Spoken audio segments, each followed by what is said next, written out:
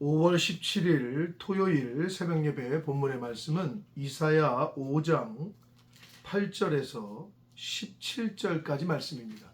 이사야 5장 8절로 17절까지 말씀을 통해서 토요일에 주시는 하나님의 은혜를 함께 나누도록 하겠습니다. 자, 우리가 어제 금요일 말씀에서 포도원의 노래, 일명 포도원의 노래 또는 포도원의 비유라는 그 말씀을 통해서 이스라엘 백성들, 정확히 말하면 남유다 백성들에 대한 비유의 그들의 악행 또 그들의 부도덕함, 잘못됨을 비유로 포도원 주인은 만군의 여호와로, 포도원은 이스라엘 족속으로, 나무는 유다 사람으로 묘사되는 이 비유를 통해서 하나님께서 이스라엘 백성들 남유다에 대한 심판의 경고의 말씀을 비유로 들으셨습니다. 자, 오늘 단락인 8절부터 17절까지 오늘 이 말씀에서는 당시의 남유다 백성들의 지도층, 종교 지도자들과 정치적 지도층들의 그 사람들이 저지른 악함, 악행, 그리고 구체적으로 그들의 방탕, 그들의 불경건함으로 인한 심판 선언에 대한 말씀이 오늘 단락에서 기록이 되어져 있습니다. 한 절씩 보시면서 함께 은혜를 나누도록 하겠습니다. 8절입니다. 가옥에 가옥을 이으며 전토에 전토를 더하여 빈틈이 없도록 하고 이 땅 가운데에서 홀로 거주하려 하는 자들, 그들이 누구냐? 지도층이라는 거예요. 있는 사람들, 리더들, 가옥에 가옥을 잇는다. 그러니까 한마디로 이거는 비유적인 표현인데, 집이 있어요. 근데 또 집이 있어. 집을 사고 이 집도 사고 저 집도 사고, 땅을 사고 이 땅을 사고 저 땅을 사고, 계속 더하는 거예요. 빈틈이 없도록 했대요. 그러니까 얼마나 가난한 사람들의 것을 빼앗고 수탈을 하고 억압을 하고 강탈을 하고, 그 당시에 그런 지도층들이 있었다는 거예요. 그런 사람들은 화 있을 것이다. 재산에 대한 탐욕은 뭐 옛날이나 오늘날이나 있죠. 많이 있는데 더 가지려고 그래요. 욕심이 끝이 없잖아요. 그 당시에도 그랬다는 거예요. 9절, 만군의 여호와께서 내 귀에 말씀하시되 정령이 허다한 가옥이 황폐해질 것이다. 황폐하리니 크고 아름다울지라도 거주할 자가 없을 것이다. 아무리 많은 집과 아무리 많은, 오늘날로 말하면 아파트, 개인주택이건 아무리 많은 집이나 땅이 있을지라도 다 무너지고 황폐하게 될 것이다. 거기 못 산다는 거예요. 실제로 이 말씀은 이제 예루살렘 성이 점령을 당하고 그 예루살렘이 동물들이 들짐승의 거처가 되는, 실제로 그런 일이 이제 일어나게 되므로 이 말씀은 성취가 되게 됩니다. 10절 봅니다. 열을 가리 포도원이라고 되어 있어요. 이거는 열흘을 바꾼다는 거는 약 대략 2만 평의, 오늘날로 말하면 2만 평 정도의 땅 사이즈를 의미합니다. 그런 엄청난 거죠. 그런 포도원에 겨우 포도 한 바트, 1바트는요 당시에 도량 용어인데, 오늘날로 말하면 20리터 정도, 20리터에서 23리터를 말합니다. 2만 평의 땅에서 이 포도주가 23리터밖에 수확이 안 된다는 거예요. 그만큼 황폐해질 것이다. 한 호멜의 종자를 뿌려도 간신히 한 에바가 날 것이다. 한 호멜은 10에바거든요. 그런데 간신히 한 에바가 난다. 이 말은 소출이 완전히 줄어드는 것을 의미합니다. 약 1000분의 1로 줄어드는, 아주 소출이 그냥 열매를 맺지 못하는 땅이 될 것이다 라고 말씀을 하시고 있습니다.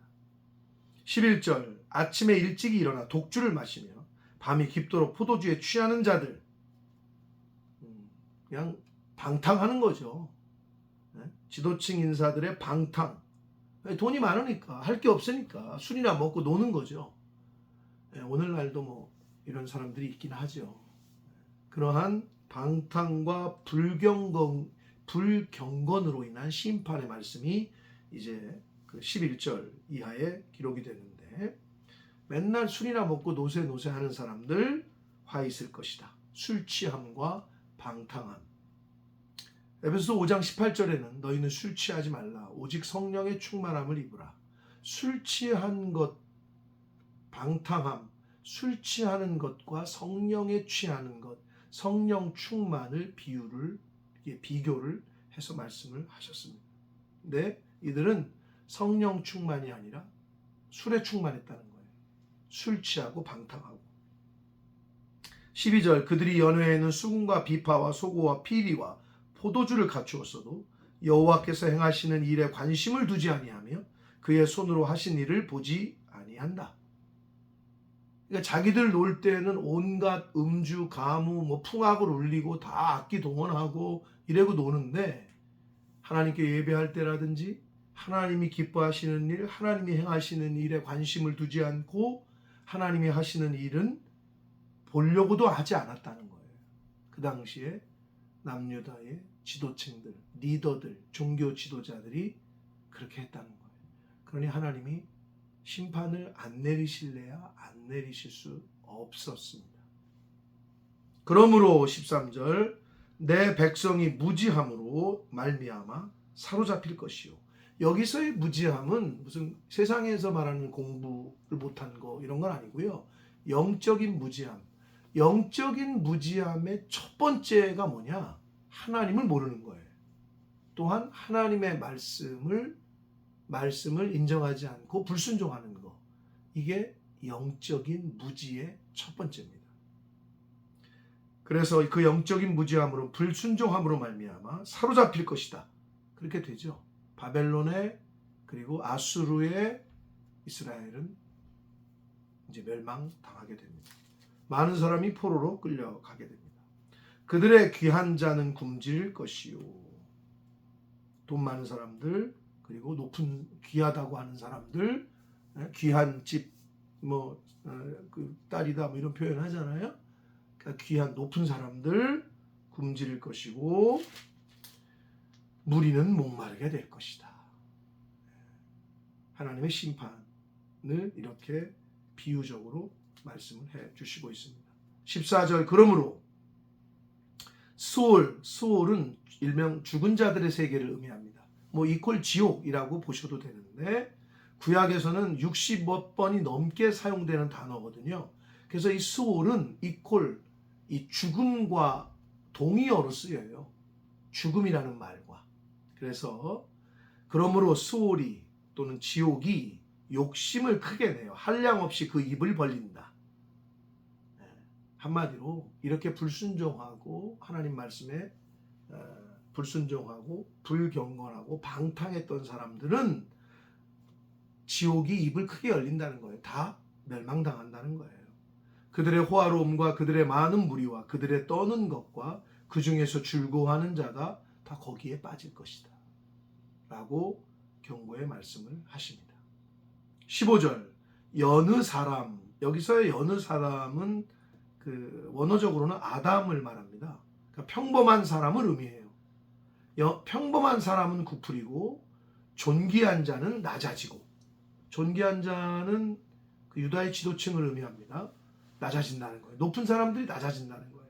오만한 자의 눈도 낮아질 것이다. 언제? 하나님의 심판의 때가 임했을 때. 16절 만군의 여호와는 정의로우시며 높임을 받으시며 거룩하신 하나님은 공의로우심으로 거룩하다 일컬음을 받으게 될 것이다. 언제? 하나님의 공의와 정의가 심판이라는 이름으로 이스라엘 땅에 임할 때.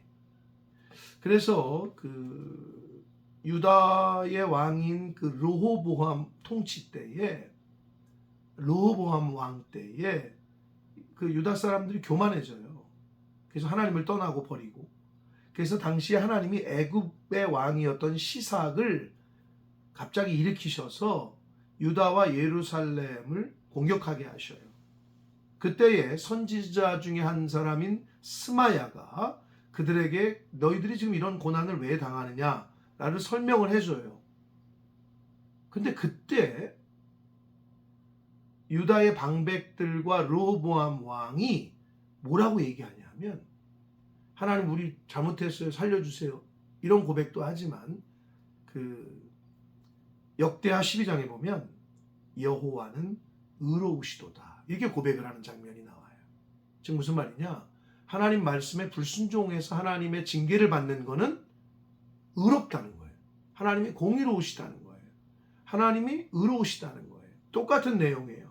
하나님이 남유다 백성의 이러한 불순종과 불경건의 회초리를 드시자 성경은 뭐라 그래요? 이사야서에서 지금 오늘 본문에서 여호와는 정의로우시다. 하나님은 공의로우시다. 거룩하시다. 라고 일컬어짐을 받으실 것이다.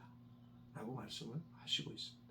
결국 죄인에게 벌을 내리시는 것은 하나님의 공의에 해당한다는 거예요. 정의에 해당함을 말씀해 주고 있습니다. 17절입니다. 그때에는 하나님의 심판이 임할 때에는, 그럼 그때에는 이거를 하나님의 심판에 임할 때에는 이라고도 해석할 수 있지만 하나님의 공의가 나타날 때에는, 하나님의 정의가 나타날 때에는 으로 이렇게 표현할 수 있겠습니다. 어린 양들이 자기 초장에 있는 것 같이 풀을 먹을 것이요 평화로워진다는 거예요. 회복하는 것을 의미해요. 유리하는 자들이 부자의 버려진 밭에서 먹을 것이다. 굉장히 비유적이죠. 떠돌이, 집시 같은 떠돌이, 집이 없는, 아무것도 없는 사람들이 부자들의 땅에서 먹을 것이다 라고 말씀하고 있습니다. 사랑하는 성도 여러분, 남유다의 이 이사야서를 통한 이 교훈의 말씀을 우리가 다시 이렇게 보면서 교훈을 받으면서 오늘날의 현대를 사는 우리들의 모습, 또 우리 주변 환경을 보게 됩니다. 믿는 크리스찬들인 우리가 오늘날을 살면서 이 말씀을 어떻게 받아야 될 거냐. 각 사람 믿는 저와 여러분이 이 말씀을 통해서 주시는 그 교훈의 말씀을 잘 가슴에 새기셔서 하나님의 심판, 꼭 회초리를 맞고 돌아오지 말고 선지자들을 통해서 주의 종들을 통해서 말씀해 주실 때 깨닫고 돌이키고 끊을 것 끊고 버릴 것 버리고, 물론 매 맞고 돌아오는 것도 은혜이긴 하죠. 그러나 꼭 맞아야, 매를 맞아야, 징계를 받아야 그때서야 돌아올 거예요. 그러지 마시고 하나님의 말씀이 들려지고 깨달아지실 때 철저하게 하나님 앞에 회개하고 자백하고 통에 자복해서 돌아오실 수 있는 그런 은혜가 있는 이사야서의 말씀을 나누는 시간 동안에 그러한 은혜가 저와 여러분의 이 말씀을 듣는 모든 심령과 가정 위에 임하게 되시기를 예수 그리스도 이름으로 축복합니다. 살아계신 하나님 아버지, 감사와 찬송과 영광을 올려드립니다. 아버지 하나님, 오늘 새날을 주시고 새 생명을 주시고 하나님의 말씀을 통하여 또 레마의 말씀으로 각 사람 한 사람에게 임하여 주시니 아버지 감사합니다. 아버지, 당시의 이스라엘 백성들, 남유다의 지도층들이 갖고 있었던 이러한 모습들, 불경건과 불순종과 악행과 아버지 이런 모습들이 혹시 오늘날 나의 모습에는 없는지, 그런 것들이 있다면 빨리 끊어버리고 빨리 돌이켜서 하나님께로 돌아오는 그러한 은혜가 이 말씀을 듣는 모든 심령들 위에 있게 하여 주옵소서. 예수 그리스도 이름으로 축복하며